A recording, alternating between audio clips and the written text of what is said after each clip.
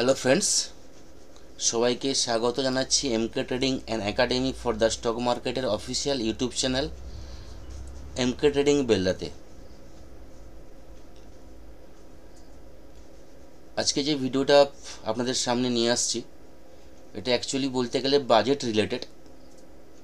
আজ যে ভিডিওটা বানাচ্ছি অনেক দেরি করে বানাচ্ছি, অনেক রাত হয়ে গেছে, কারণ দুটো ক্লাস ছিল, অফলাইন অনলাইন দুটো ক্লাস ছিল, এই জন্য টাইম মতো করে রেডি করতে পারিনি। অ্যাকচুয়ালি আজকের ভিডিওটা যেটা মেনলি ডিসকাস করার আছে ফ্রাইডে মার্কেট, মানে কালকের মার্কেট নিয়ে বেশি কিছু বলার নেই। মোটামুটিভাবে আমি এই ভিডিওটা বানাচ্ছি বাজেটকে রিলেটেড করে। বাজেটে কি মুভমেন্ট হতে পারে, বাজেটের স্ট্র্যাটেজি কী নেবেন, বাজেট কিভাবে র্যালি হয়, এই নিয়ে আলোচনা। তবুও শুক্রবারের মার্কেট, ফ্রাইডে মার্কেট, 31 জানুয়ারির মার্কেট কি হবে, মার্কেটে কিভাবে ট্রেন্ড নেবে হালকা ডিসকাস করব, এবং স্পেশালি বাজেট রিলেটেড আমরা একটু আলোচনা করব। যথারীতি কালকে যে ভিডিও আমি দিয়েছিলাম সেখানে প্রপারলি ইনফর্ম করেছিলাম মার্কেট সাপোর্ট কোথায়, রেজিস্ট্যান্স কোথায়, কোন লেভেল ব্রেক করলে কোন লেভেল পর্যন্ত যেতে পারে। ভিডিওতে দেখুন, প্রপারলি আপনারা ইনফরমেশন পাবেন। আমি যে লেভেল বলেছিলাম নিফটির ক্ষেত্রে 23,210 যদি ব্রেক করে 23,280, 23,340, 50 আমরা দেখতে পাবো। যথারীতি মার্কেট মর্নিং ওপেন হওয়ার পর একটা মার্কেট পজিটিভ সেন্টিমেন্টে ছিল, কিন্তু 210-200 কাছাকাছি মার্কেট অনেকক্ষণ টাইম স্পেন্ড করেছিল, কিন্তু তারপর যখন 210-20 লেভেলটা ব্রেক করে কিন্তু একটা আপ ট্রেন্ড আসে এবং 280 ব্রেক করে 340ও যায়, কিন্তু সেখান থেকে মার্কেট ক্লোজিং দিয়েছে 250-এর কাছাকাছি, 23,250। এবার যে জায়গায় মার্কেট আজকে ক্লোজিং দিয়েছে 23,250, যথেষ্ট ভালো জায়গায় বন্ধ দিয়েছে, এবং আজকে মার্কেট পজিটিভ ক্যান্ডেলে ক্লোজিং দিয়েছে।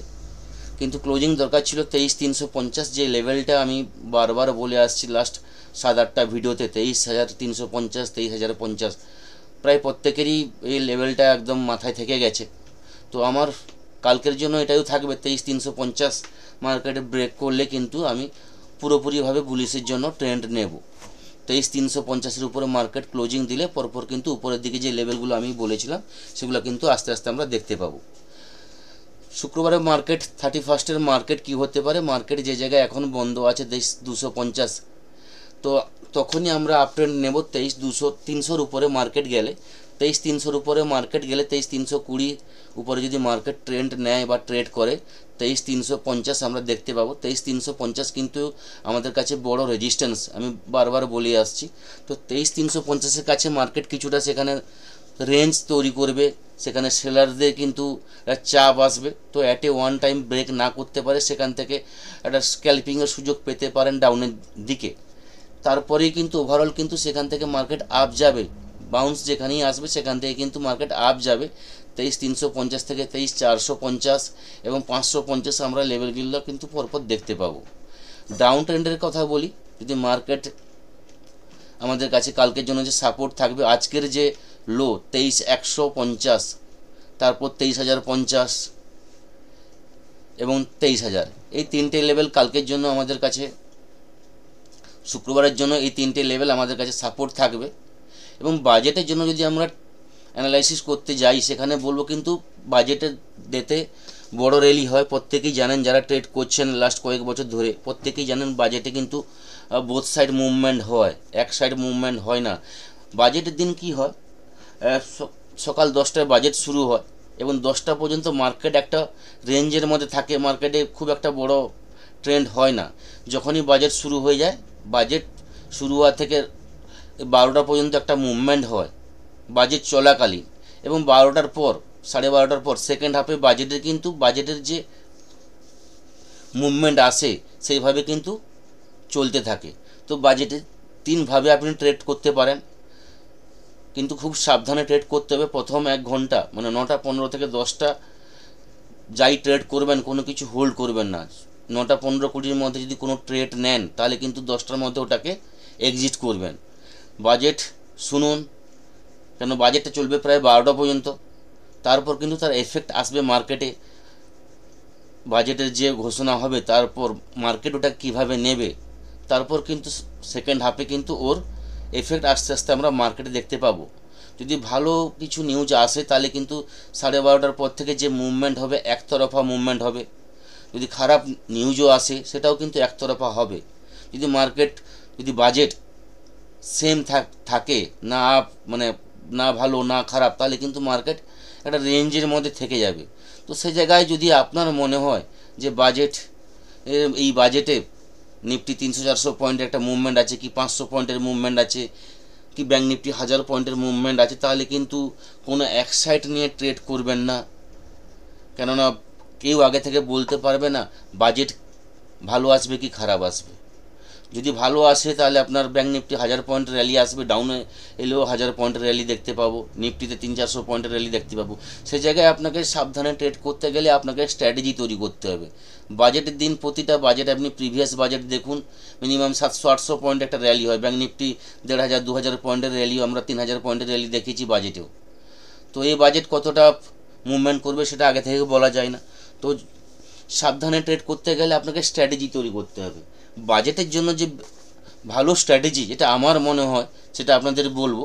বাজেটের জন্য যে স্ট্র্যাটেজি হবে সেটা দেখুন, আপনি গুগলে গিয়ে অপস্ট্রা যে আছে অপশান চেন অপস্ট্রা, ওইখানে গেলে কিন্তু আপনি স্ট্র্যাটেজি তৈরি করতে পারবেন। এটা অপস্ট্রা অ্যাপস, এখানে আপনি লগ ইন করলে আপনি এই পেজটা ওপেন হবে। এখানে গেলে আপনার বিল্ডার বলে একটা অপশান থাকে, এখানে গেলে আপনি আপনার স্ট্র্যাটেজি আপনি বিল্ড আপ করতে পারবেন।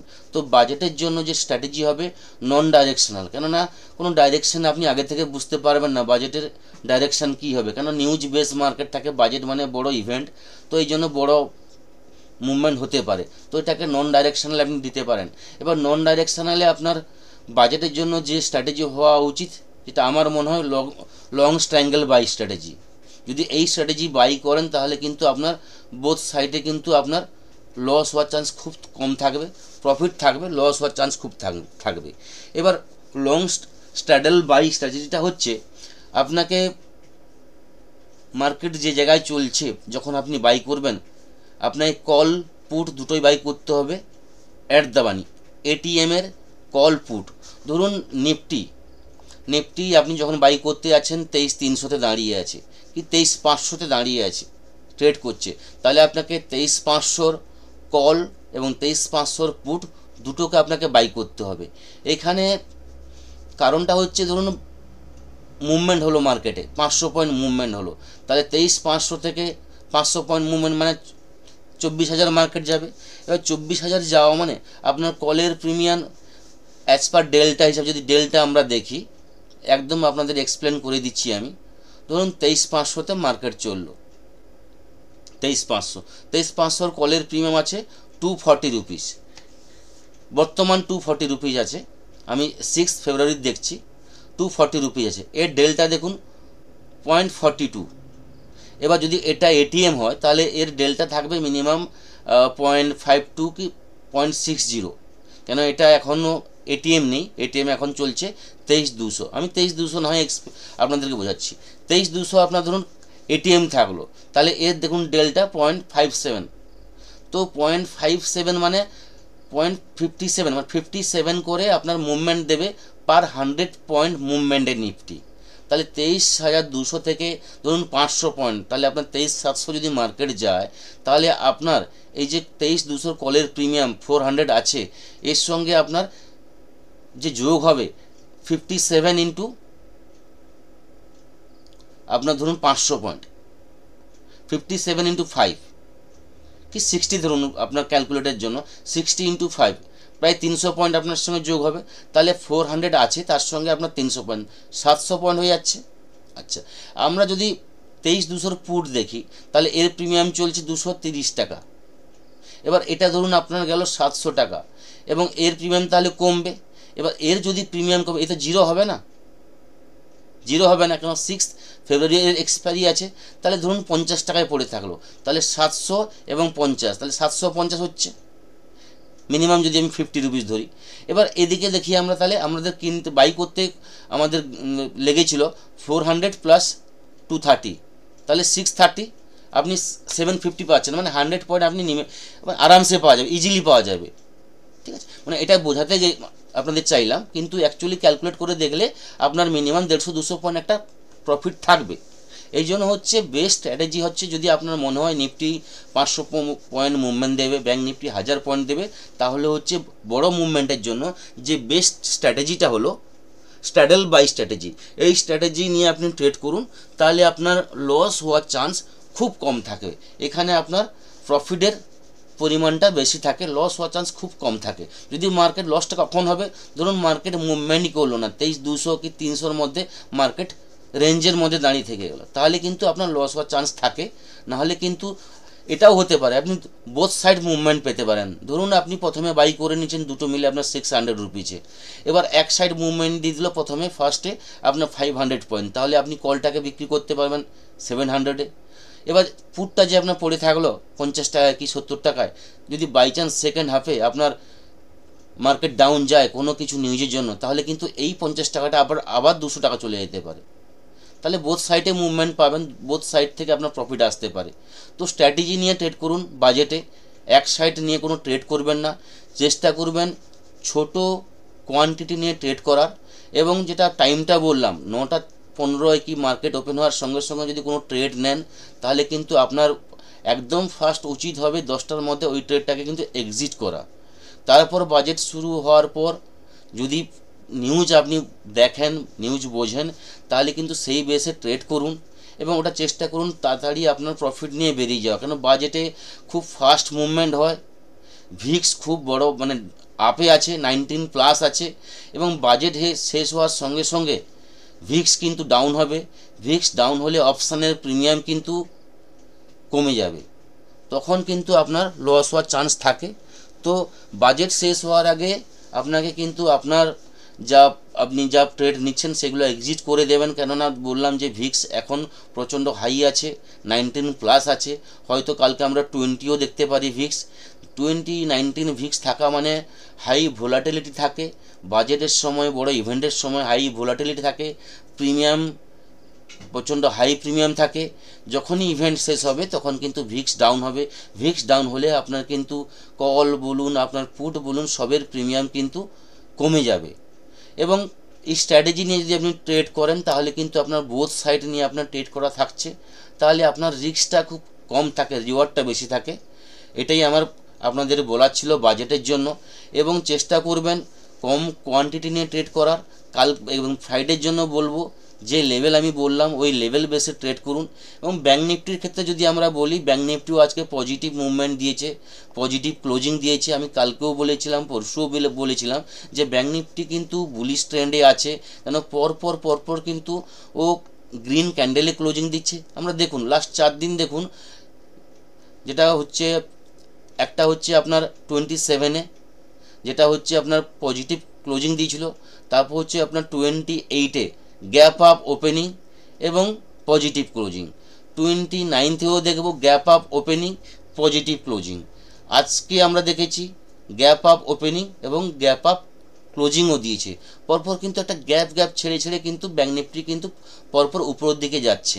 এবং যেটা আমাদের ব্যাঙ্ক নিফটির কাছে ফ্রাইডের জন্য এবং বাজেটের জন্য, ফ্রাইডের জন্যই বলে দিই লেভেলটা, ফ্রাইডেতে আমরা তখনই ব্যাঙ্ক নিফটিতে বুলিশ হব, না আপ ট্রেন্ডের জন্য আমরা ট্রেড করব 49,500-এর উপরে ট্রেড করলে। যে লেভেল আমি আগে বলেছিলাম আমাদের কাছে যে রেজিস্ট্যান্স ছিল 49,500, এর উপরে যদি ব্যাঙ্ক নিফটি ট্রেড করে আমরা 49,750, 50,000, 50,500 এই লেভেলগুলো কিন্তু দেখতে পাবো। তো কাল মানে ফ্রাইডের জন্য বলবো মার্কেট যেখানে ক্লোজিং দিয়েছে সেখান থেকে কিন্তু ব্যাঙ্ক নিফটি আপ ট্রেন্ডই আছে, মার্কেট গ্যাপ আপ ওপেন হওয়ার চান্স বেশি আছে 31-এ, এবং মার্কেট পজিটিভ থাকার চান্স ম্যাক্সিমাম আছে, 70 থেকে 80% চান্স আছে। এবং 49,500-এর উপরে ট্রেড করলে সেখান থেকে আপনি ট্রেড নেবেন, স্টপ লস আপনার 49,350 রাখবেন এবং টার্গেট রাখবেন 49,750, 50,000 জন্য আপনি ট্রেড নেবেন। এবং চেষ্টা করবেন ছোট কোয়ান্টিটি নিয়ে ট্রেড করার জন্য।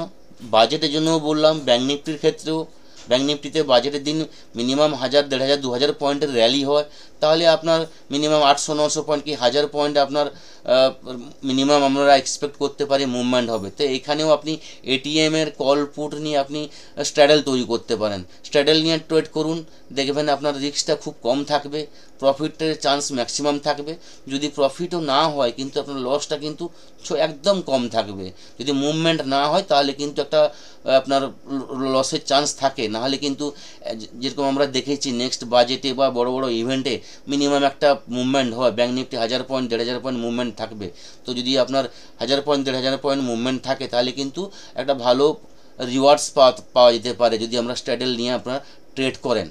তো এই থাকলো বাজেটের জন্য ইনফরমেশান, বা আপনাদের যেটুকু আমার ইনফরমেশান দেওয়া ছিল বাজেটের সেটাই বলবো। যদি আমরা বর্তমান আমাদের এফআইদের কথা বলে রাখি, এফআইদের কিন্তু সেলিং কন্টিনিউ চলে যাচ্ছে। আমরা যে লাস্ট ভিডিওগুলোতে বলে আসছি যে এফআইদের কিন্তু সেলিং বন্ধ হচ্ছে না, যতক্ষণ না এফআইরা সেলিংটাকে কম করছে ততক্ষণ পর্যন্ত কিন্তু আমরা এটা একটা ফেয়ার মার্কেট থেকে যায়। কিন্তু কারণ হচ্ছে এফআইদের সেলিং বন্ধ হচ্ছে না, ডিআইআই বাই করছে মানছি আমরা, কিন্তু এফআইদের সেলিং কিন্তু কম করতে হবে না। কম যদি না করে তাহলে কিন্তু ওই ট্রেন্ডে মার্কেট কিন্তু চলবে না, মার্কেটে সেই ফেয়ার কিন্তু থেকে যাবে, মার্কেট আপ ট্রেন্ড গেলেও একটা ফেয়ার থেকে যাবে। এবার গ্লোবাল মার্কেট, এখন আমি রাত্রেই ভিডিওটা তৈরি করছি, এখন প্রায় 12টা ক্রস করে গেছে। তো এখন যদি আমি গ্লোবাল মার্কেট দেখি, গ্লোবাল মার্কেট আপনাদের বলে দিচ্ছি। দাও দেখুন পজিটিভে চলছে, ন্যাসড্যাক সবই পজিটিভে আছে, আমাদের গিফট নিফটিও পজিটিভে আছে। তো শুক্রবার 31 একটা পজিটিভ ওপেন হওয়ার চান্স ম্যাক্সিমাম আমরা দেখতে পাচ্ছি। দাও 300 পয়েন্টের পজিটিভ ট্রেড করছে, ন্যাসড্যাকও নেগেটিভে ছিল, ও পজিটিভে এসে গেছে। আমাদের গিফট নিফটি ইউরোপ মার্কেটও পজিটিভে আছে। Overall market global market positive maximum আছে। এবার আমাদের ইন্ডেক্সের কথা আমাদের বলি, আমাদের যে আজকে মার্কেট ট্রেড করেছে মোটামুটি পজিটিভ, সমস্ত সেক্টরগুলো প্রায় মিক্সড ছিল, পজিটিভও ছিল নেগেটিভও ছিল। তো ওভারঅল ইন্ডিয়ান মার্কেটে পজিটিভনেস একটা এসছে, যেটা আমরা দেখতে পাচ্ছি ট্রেন্ড দেখে। আজকে মার্কেট কিন্তু একটা জায়গায় কিন্তু দাঁড়িয়েছিল, কিন্তু লাস্টের দিকে মার্কেট পজিটিভ ট্রেন্ড করেছে এবং পজিটিভ ক্লোজ দিয়েছে। তো এইটুকুই আমার বলার ছিল, খুব সাবধানে ট্রেড করবেন, বাজেটে আপনাদের ট্রেড খুব ভালো হোক এই কামনা আমার থাকলো বা এই আশা থাকলো। খুব সাবধানে ট্রেড করবেন, সবসময় বলে রাখছি, আবারও বলছি, সিঙ্গেল কল বা পুট নিয়ে আপনি ট্রেড করবেন না। স্ট্যাডেল তৈরি করুন, হেজিং করার চেষ্টা করুন। নিউজ বেস মার্কেট থাকবে, বড় বড় স্পাইক আসবে। যারা প্রথমবার এই বাজেটে আপনার ট্রেড করছেন তারা দেখতে পাবেন খুব বড় বড় স্পাইক আসবে বাজেটে। একটা নিউজে একটা সেন্টেন্সের উপর অনেক কিছুই মার্কেটে মুভমেন্ট হতে পারে, 200-300 পয়েন্ট একটা সেন্টেন্সের জন্য মার্কেটে মুভমেন্ট আসে। সেই জন্য বলবো, যদি আপনি নাও ট্রেড করতে পারেন করবেন না, বাজেট দেখুন, বাজেটে ট্রেড কেমন হয় দেখুন। যারা ফ্রেশার তারা দেখুন। এবার সেরকম না হলে আপনি স্টকে ট্রেড করুন, গভর্নমেন্ট কোন সেক্টরে ভালো নিউজ ঘোষণা করছে। আমি কিছু তৈরি করেছিলাম যে বাজেটে কি হতে পারে। বাজেটে স্পেশালি ইনফ্রা সেক্টর আছে, এনার্জি সেক্টর আছে, আপনার কনজিউমার সেক্টর আছে, আপনার ব্যাংকিং সেক্টর আছে এবং ফার্মা সেক্টর আছে। এই সেক্টরগুলো বেশ করে পজিটিভ নেগেটিভ রেজাল্ট আসবে। এবার বুলিশ হতে গেলে কোন সেক্টরে কী হতে হবে বা কী নিউজ আসা দরকার, বিয়ারিশ হতে গেলে কোন নিউজ আসা দরকার, সবই সেক্টরের উপর আমি একটা বেশ তৈরি করেছি। যদি আপনারা চান আমি টেলিগ্রাম এটা পোস্ট করে দেব, যে ফ্রি টেলিগ্রাম আছে ওখানে আপনারা দেখে নিতে পারেন। আমার টেলিগ্রাম চ্যানেলের লিঙ্ক যারা জয়েন করেননি তাদেরকে বলবো ডেসক্রিপশানে আমি দিয়ে রাখবো, তো ওখান থেকে গিয়ে এটা দেখতে পারেন। এটা এতটা বলতে গেলে ভিডিওটা অনেক বড় হয়ে যাবে, তো আমি এটা টেলিগ্রামে পোস্ট করে দেবো, তো আপনারা দেখে নেবেন। ফ্রি টেলিগ্রাম চ্যানেলে আমি লিঙ্কটা ডেসক্রিপশানে দিয়ে দেবো। তো সবার শেষে আবার বলবো, সবাই ভালো থাকবেন, সবার ট্রেড যেন ভালো হয়, বাজেটে সবাই প্রফিটে থাকবেন। ধন্যবাদ।